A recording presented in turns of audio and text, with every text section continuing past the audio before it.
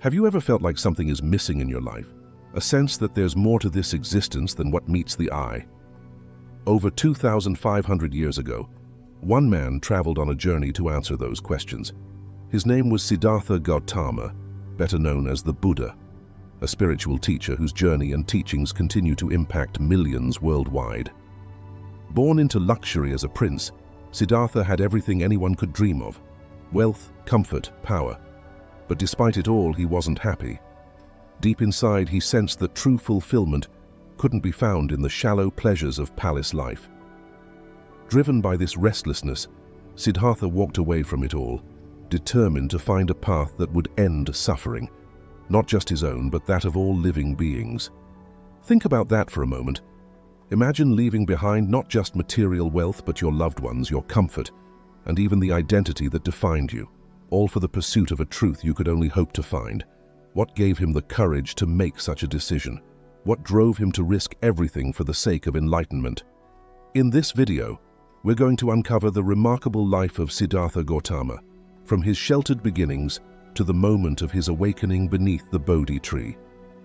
We'll explore his struggles, triumphs, and the timeless wisdom that remains more relevant today than ever before. But more than just history, we'll delve into what we, facing modern challenges, stress, and uncertainty, can learn from his path. How did a young prince become one of the most revered spiritual leaders in history? And why do his teachings, born in an ancient world, continue to resonate with millions seeking meaning and peace today?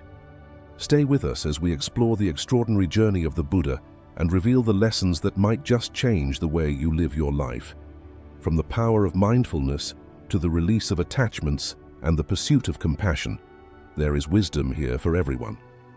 Siddhartha Gautama's story begins in Lumbini, a small kingdom nestled near the foothills of the Himalayas. His birth, according to tradition, was accompanied by auspicious signs that foretold his greatness. Legend tells of Queen Maya dreaming of a radiant white elephant entering her side, a vision interpreted as a prophecy that her son would become either a great king who would rule the world or a spiritual leader who would bring enlightenment to humanity. When Siddhartha was born, it is said that he immediately took 7 steps, and with each step, a lotus flower bloomed beneath his feet. He then declared, "This is my final birth." While such stories are steeped in symbolism, they hint at the extraordinary path that lay ahead for Siddhartha. Siddhartha had no intention of his son becoming a wandering spiritual seeker. Determined to steer him toward worldly power, the king shielded Siddhartha from anything that could cause him distress.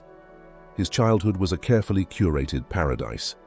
Within the walls of Kapilavastu, Siddhartha was lavished with luxury, opulent palaces, lavish banquets, and entertainment that ensured he never experienced discomfort or sorrow. Despite the comfort, Siddhartha was no ordinary prince. He excelled in philosophy, martial arts, and leadership.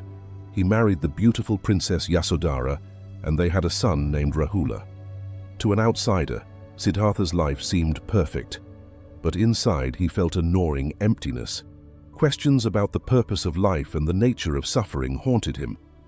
What lay beyond the palace walls? Was there more to existence than pleasure and wealth?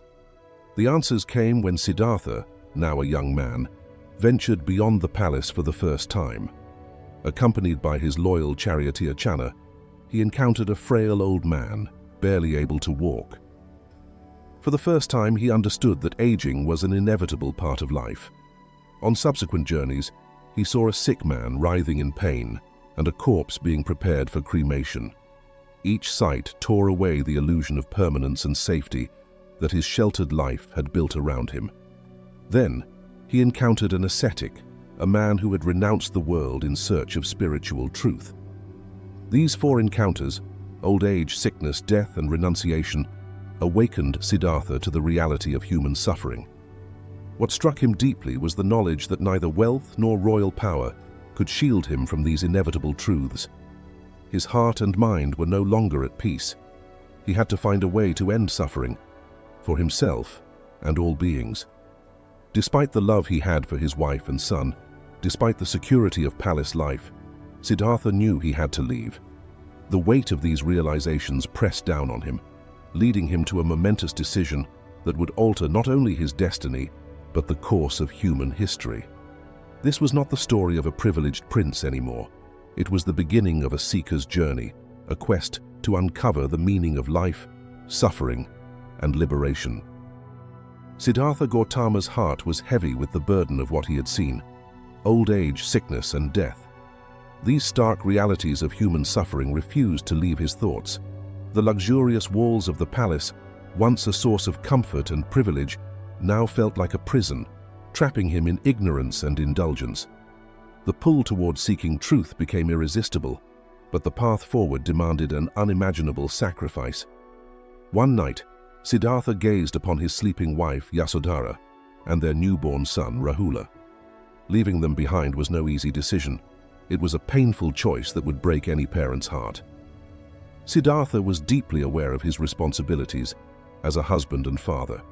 Yet he believed that by finding a solution to end suffering, he could benefit not only his family, but all of humanity.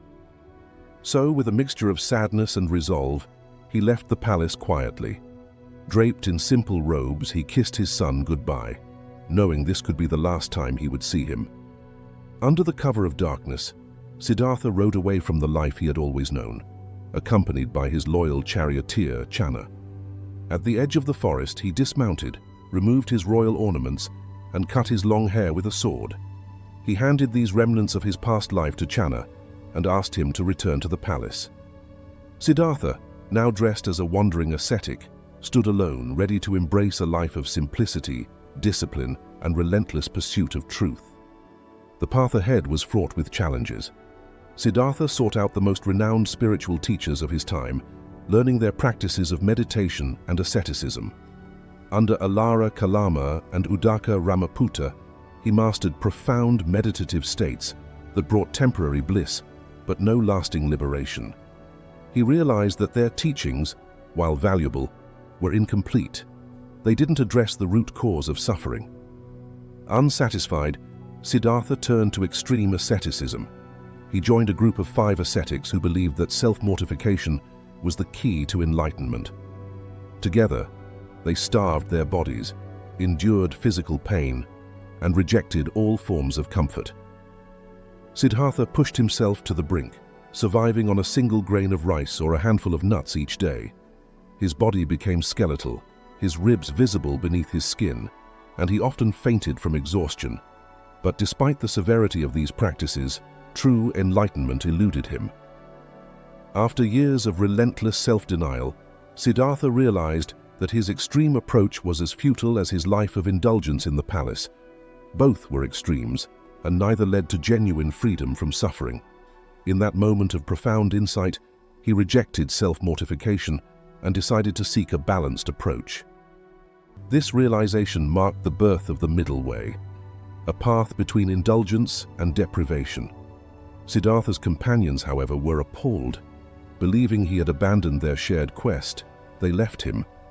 Left alone but resolute, Siddhartha made his way to the banks of the Nairanjana River. There he accepted a bowl of rice milk from Sujata, a village girl who saw him on the verge of collapse. Nourished for the first time in ages, Siddhartha regained his strength. His spirit was unbroken. He knew he was close to uncovering the truth he sought, and he would not stop until he found it. With renewed strength and determination, Siddhartha Gautama made his way to a quiet grove near the town of Bodh Gaya. There, beneath a large fig tree, now known as the Bodhi tree, he prepared himself for his final confrontation with the truths that had eluded him for so long. Seated in the lotus position, Siddhartha vowed, "I will not move from this spot until I attain enlightenment." This was not merely a physical challenge, it was the culmination of years of inner struggle, doubt, and relentless search for the end of suffering. As night fell, Siddhartha entered a deep state of meditation, focusing his mind and observing the flow of his thoughts, emotions, and desires. But just as he neared the threshold of true awakening, he encountered Mara, the demon of illusion and desire. Mara was not just a mythical being, he represented every obstacle within and around us that seeks to keep us bound to ignorance and suffering. Mara did everything in his power to break Siddhartha's resolve. First, Mara unleashed a storm of sensual temptations. Beautiful maidens danced before Siddhartha, attempting to distract him with desire. But Siddhartha remained unmoved, seeing their beauty as fleeting and impermanent. Next, Mara summoned a legion of monstrous warriors, hurling weapons and spears. But each weapon dissolved into harmless flowers as they reached him. Mara then attacked Siddhartha's mind, filling him with doubt. "Who are you to claim enlightenment?" Mara sneered. In response, Siddhartha reached down and touched the earth, calling it to witness his right to seek liberation. The ground trembled, and Mara retreated in defeat. With Mara's illusions dispelled, Siddhartha entered deeper states of meditation. He gained insights into his past lives, seeing the cycle of birth, death, and rebirth, known as samsara. He understood the workings of karma and how actions create cycles of cause and effect. He realized that ignorance and desire were the roots of suffering, and that liberation required breaking free from these bonds. As the morning star rose in the sky, Siddhartha's mind achieved total clarity. He saw the world as it truly was, interconnected, impermanent, and subject to constant change. This realization became known as enlightenment. Siddhartha had become the Buddha, the awakened one. He had discovered the middle way, a path between indulgence and self-denial, and understood the Four Noble Truths.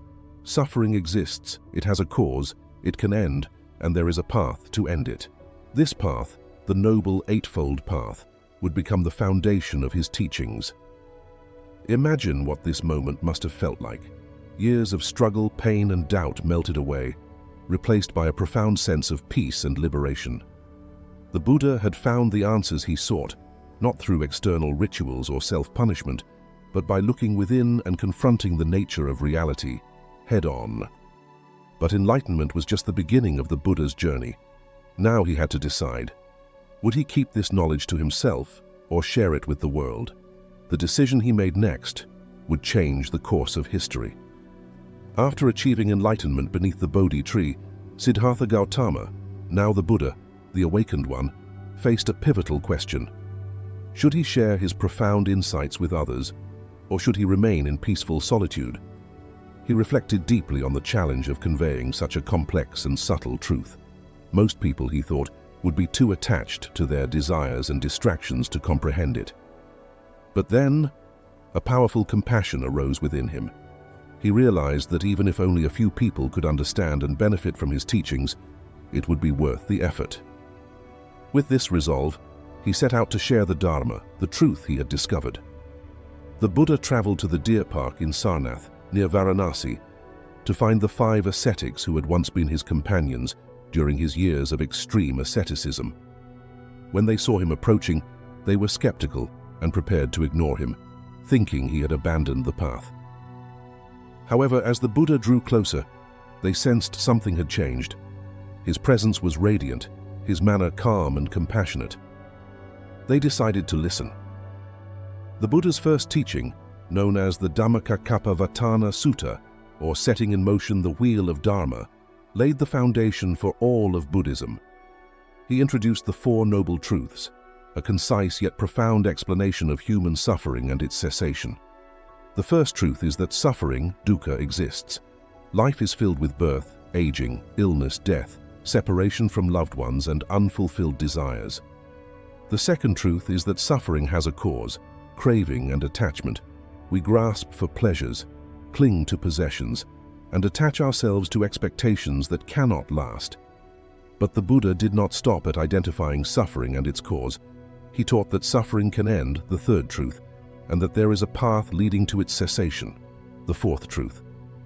This path, known as the Noble Eightfold Path, consists of the right view, right intention, right speech, right action, right livelihood, right effort, right mindfulness, and right concentration. It is a practical guide to ethical living, mental discipline, and the cultivation of wisdom. For the 5 ascetics, the Buddha's words were transformative. They listened intently, reflecting on their struggles and experiences. As the Buddha explained the middle way, the balance between indulgence and self-denial, one of the ascetics, Kondana, achieved a profound understanding and became the first to attain stream entry, the initial stage of enlightenment. The Buddha had successfully shared the path to liberation, and with this milestone, the Sangha, the community of Buddhist monks and nuns, was born. The Buddha continued to teach tirelessly, traveling from village to village and offering his wisdom to anyone willing to listen. His teachings were not restricted to a particular caste, gender, or social class. Unlike many religious figures of his time, he welcomed everyone into the Sangha, whether they were kings, merchants, beggars, or women. His message was simple yet revolutionary. Liberation is possible for all, regardless of status or background. One of the Buddha's most memorable teachings during this early period was the story of the poisoned arrow. A man, struck by a poisoned arrow, refused to have it removed until he knew every detail about the attacker, who they were, where they came from, and why they attacked him. The Buddha explained that in the same way, we often get caught up in trivial questions and distractions, instead of focusing on the urgent need to remove the arrow of suffering and achieve inner peace. With each new follower, the Buddha's message spread further. The Sangha grew rapidly, and Buddhism began to take root as a spiritual tradition dedicated to ending suffering through mindfulness, ethical conduct, and wisdom. But the Buddha's journey was far from over. He would face challenges, criticism, and the complexities of teaching a diverse array of followers. His life's work had only just begun. For 45 years after his enlightenment, the Buddha wandered the plains of northern India, dedicating his life to teaching and guiding others along the path to liberation. He walked from village to village, often barefoot, spreading the Dharma. The Buddha's teachings were simple yet profound, focused on practical wisdom and self-transformation. People from all walks of life flocked to hear him speak, drawn by his compassion, clarity, and the promise of freedom from suffering. Unlike many religious leaders of his time, the Buddha's message was open to everyone. In a deeply stratified society where caste determined one's fate, the Buddha's teachings offered a radical alternative. Spiritual liberation was accessible to all, regardless of birth or social status. He welcomed farmers, kings, outcasts, and even criminals into the Sangha, emphasizing that the potential for enlightenment lay within every person. One of the most remarkable stories from this period is that of Angulimala, a feared bandit known for his violence. Angulimala had vowed to kill 1,000 people and wore a gruesome necklace of their fingers. When the Buddha learned of Angulimala's deeds, he deliberately sought him out. As the bandit charged at him, the Buddha walked calmly, radiating peace. Angulimala was astonished. No one had ever shown him fearlessness and compassion. The Buddha spoke to him with kindness, showing him the error of his ways. Moved by the encounter, Angulimala renounced violence, joined the Sangha, and transformed his life. This story became a powerful testament to the Buddha's ability to see beyond a person's past and help them awaken to a new path. The Buddha often used parables and analogies to convey his teachings, making profound concepts accessible and memorable. In one such teaching, he described the human mind as a restless monkey, constantly swinging from thought to thought, driven by desire, fear, and distraction. Through meditation and mindfulness, the Buddha explained, we can tame this monkey mind, cultivating inner peace and awareness. Another of his teachings focused on the concept of impermanence, anicca. The Buddha frequently reminded his followers that everything in life, wealth, youth, relationships, even life itself, is temporary and constantly changing. This realization was not meant to instill despair, but to encourage detachment from clinging and to foster appreciation for the present moment. He taught that by understanding impermanence, we could overcome fear and attachment, freeing ourselves from suffering. Despite the success of his teachings, the Buddha faced many challenges. Some religious leaders and ascetics of the time were threatened by his popularity and accused him of undermining traditional beliefs. There were also internal conflicts within the Sangha as it grew. The Buddha navigated these challenges with remarkable patience and wisdom, emphasizing dialogue, compassion, and adherence to the principles of the Dharma. In one well-known instance, a man came to the Buddha and hurled insults at him. The Buddha listened calmly, and when the man was finished, he asked, "If someone offers you a gift and you decline to accept it, "To whom does the gift belong?" The man replied, "To the person who offered it." The Buddha smiled and said, "In the same way, I do not accept your insults." This simple response highlighted his mastery over anger and the power of detachment. Compassion, karuna, was a cornerstone of the Buddha's teachings. He urged his followers to cultivate empathy and loving kindness, metta, toward all beings, not just humans. He taught that every action, word, and thought should be rooted in compassion and non-harming. This message resonated deeply with his followers, inspiring them to create a community built on mutual respect and support. The Buddha's journey as a teacher was not just about spreading knowledge, it was about transforming lives. From the highest nobles to the poorest peasants, his words offered hope and a path to self-liberation. The Sangha flourished under his guidance, becoming a living example of his teachings. Through his tireless efforts, the Buddha laid the foundation for a spiritual tradition that would continue to inspire and guide countless generations. After the Buddha's passing at the age of 80, his teachings continued to flourish, carried forth by the community of monks, nuns, and lay followers who had dedicated themselves to preserving and sharing the Dharma. The Buddha's last words, "All conditioned things are subject to decay. Strive on with diligence," served as a reminder to remain vigilant in their practice and to continue the work of spreading his message. In the centuries following the Buddha's death, Buddhism spread rapidly across the Indian subcontinent. It gained the patronage of powerful rulers, most notably Emperor Ashoka of the Maurya dynasty. Ashoka, who once ruled with a ruthless hand, underwent a profound transformation after witnessing the horrors of war. Inspired by the Buddha's teachings on compassion and non-violence, he embraced Buddhism and became one of its greatest champions. Ashoka built stupas or sacred mounds containing relics of the Buddha and inscribed pillars bearing ethical edicts inspired by the Dharma. He dispatched emissaries to spread Buddhism across Asia, from Sri Lanka to Central Asia and even as far as Egypt and Greece. As Buddhism traveled beyond India, it adapted to the cultures and traditions of the regions it touched. In Sri Lanka, Theravada Buddhism took root, emphasizing the original teachings of the Buddha and strict adherence to the monastic code. In East Asia, Buddhism blended with native beliefs and customs, giving rise to Mahayana Buddhism.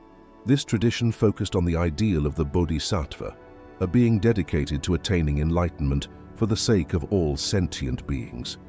Zen Buddhism emerged in Japan, emphasizing meditation, mindfulness, and the direct experience of enlightenment. In Tibet, Buddhism fused with indigenous Bon traditions, creating a unique blend of spiritual practices known as Tibetan Buddhism. This tradition is characterized by elaborate rituals, visualizations, and the guidance of spiritual teachers known as lamas. The Dalai Lama, who embodies the compassionate spirit of the Bodhisattva, is perhaps the most recognizable symbol of this tradition. No matter where it spread, the essence of the Buddha's teachings remained intact: the Four Noble Truths, the Eightfold Path, and the commitment to ethical living and meditation. Across Asia, monasteries became centers of learning, meditation, and compassion. Scholars translated Buddhist texts into new languages, making them accessible to diverse populations. Art, architecture, literature, and philosophy flourished under the influence of Buddhism, creating a rich cultural heritage that endures to this day. The impact of the Buddha's teachings has not been limited to Asia. In modern times, Buddhism has found a new home in the West, where its teachings on mindfulness and meditation have become widely embraced as tools for managing stress, cultivating compassion, and achieving mental clarity. Scientific studies have validated the transformative effects of meditation on the brain, lending further credibility to practices that originated over 2 millennia ago. Buddhist teachings on compassion, non-violence, and interconnectedness have also inspired social and political movements. Leaders such as Mahatma Gandhi and Dr. Martin Luther King Jr. drew upon these principles in their struggles for justice and equality. Today, mindfulness meditation is practiced in schools, hospitals, and even corporate settings, helping people find balance and resilience in a fast-paced world. From ancient monasteries to modern meditation centers, the legacy of the Buddha's teachings continues to touch the lives of countless people. It is a testament to the timeless wisdom he shared, that inner peace, compassion, and self-awareness are within the reach of every human being. The Buddha's life and message remind us that transformation is always possible and that true enlightenment begins within. In today's fast-paced world, it's easy to feel overwhelmed. The constant demands of work, social obligations, and the relentless stream of notifications from our phones can make life feel like a never-ending race. Stress, anxiety, and burnout are becoming all too common. Yet, over 2,500 years ago, the Buddha provided teachings that are more relevant now than ever before. His insights into the nature of the mind, suffering, and human connection offer us tools to navigate modern life with greater clarity, peace, and purpose. One of the Buddha's most widely embraced teachings today is mindfulness, the practice of bringing one's full attention to the present moment without judgment. In a world filled with distractions, mindfulness offers a way to slow down, observe our thoughts and feelings, and find calm amid chaos. Whether you're sitting in meditation, walking, or simply breathing, mindfulness invites you to be fully present. Scientific studies have shown that mindfulness reduces stress, lowers blood pressure, and improves mental well-being. It's no wonder that people around the world are incorporating mindfulness into their daily routines. Consider a simple example. How often do you eat a meal while scrolling through your phone or thinking about your to-do list? Mindful eating involves savoring each bite and noticing the flavors, textures, and sensations. By doing so, we connect more deeply with our experience and break free from autopilot mode. The Buddha taught that mindfulness extends beyond meditation. It is a way of living that can transform how we relate to ourselves and the world around us. Another teaching that resonates deeply in our consumer-driven society is non-attachment. The Buddha recognized that much of our suffering comes from clinging to possessions, relationships, and even our identities. We live in a culture that often equates happiness with acquiring more: a new car, a bigger house, or the latest gadget. But how often do these things bring lasting fulfillment? The Buddha's advice is simple but profound. Let go of attachment and find contentment within. Non-attachment doesn't mean rejecting everything or living without joy. It means recognizing the impermanence of all things and not allowing them to define our happiness. When we release our grip on what we cannot control, be it material possessions, career success, or even the opinions of others, we free ourselves from endless striving and disappointment. We make room for genuine peace and fulfillment.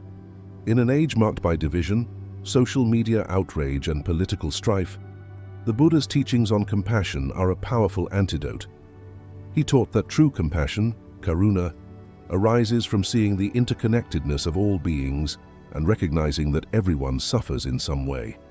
Practicing compassion means not only wishing for others to be free from suffering, but also taking actions that promote kindness, empathy, and understanding. Imagine how different our world could be if more people approached disagreements with empathy instead of anger, or if acts of kindness became the norm rather than the exception. The Buddha's message is clear. Compassion is not just for monks and ascetics. It is a way of being that can transform relationships, communities, and even societies. Another valuable lesson is the middle way, the path between extremes.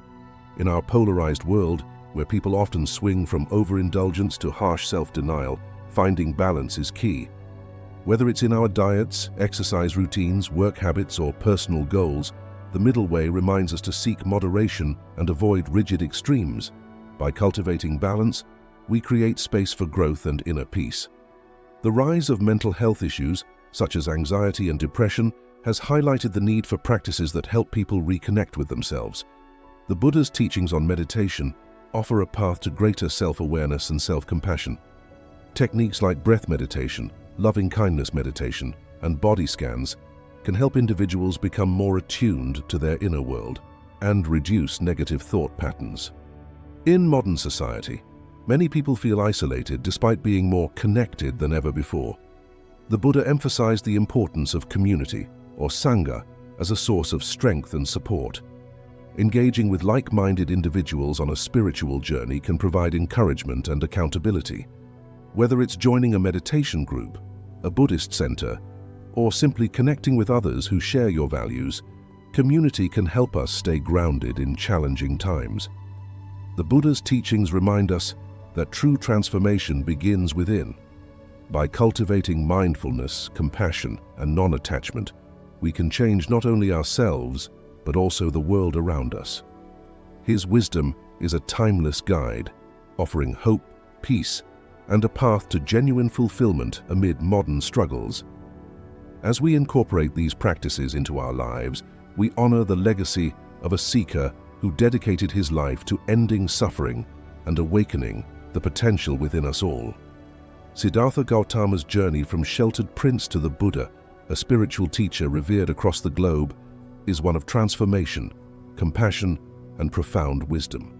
His life reminds us that suffering is a universal human experience, but it is not an inevitable or permanent one. By understanding its causes and embracing a path that leads to inner peace, we can free ourselves from the cycles of craving, dissatisfaction, and despair. The Buddha's teachings are not relics of an ancient past. They are timeless truths that continue to illuminate the way forward. Through mindfulness, we learn to be fully present and find peace in every moment, no matter how chaotic life becomes. By practicing non-attachment, we let go of what we cannot control and discover a deep, unshakable contentment. Through compassion, we bridge divides, heal wounds, and recognize our shared humanity. In a world filled with distractions, fear, and division, the Buddha's insights offer a lifeline. They invite us to step back, observe, and respond with wisdom rather than react with impulse. His message is not about escaping the world, but about transforming how we live within it. The middle way, mindfulness and compassion, are not just ideals. They are practical tools that can guide us through the challenges of daily life. Think about your own life for a moment. What are the sources of your suffering? Is it anxiety over the future, attachment to things that no longer serve you, or perhaps a sense of disconnection? The Buddha taught that by turning inward and by understanding our minds and behaviors, we can create real and lasting change. It doesn't require grand gestures or dramatic transformations. Sometimes, the most profound shifts come from simple, consistent acts of self-awareness and kindness. As you reflect on the incredible life of the Buddha, ask yourself, what small steps can you take today to cultivate more mindfulness, compassion, or non-attachment in your life? Whether it's pausing for a few minutes of meditation, showing kindness to someone in need, or simply being present in this moment, each act can lead to transformation. If you found this exploration of the Buddha's life and teachings meaningful, consider sharing it with others. Let's create a ripple of awareness and compassion that extends far beyond this moment. Like, comment, and subscribe to join a community dedicated to meaningful conversation and self-growth. Share how the Buddha's teachings resonate with you and how you strive to bring them into your daily life. Together, we can honor his legacy by living with greater mindfulness, compassion, and wisdom. The Buddha once said, "No one saves us but ourselves. No one can, and no one may." We must walk the path. As we continue our journeys, may we walk the path with courage, mindfulness, and compassion, bringing light to ourselves and those around us.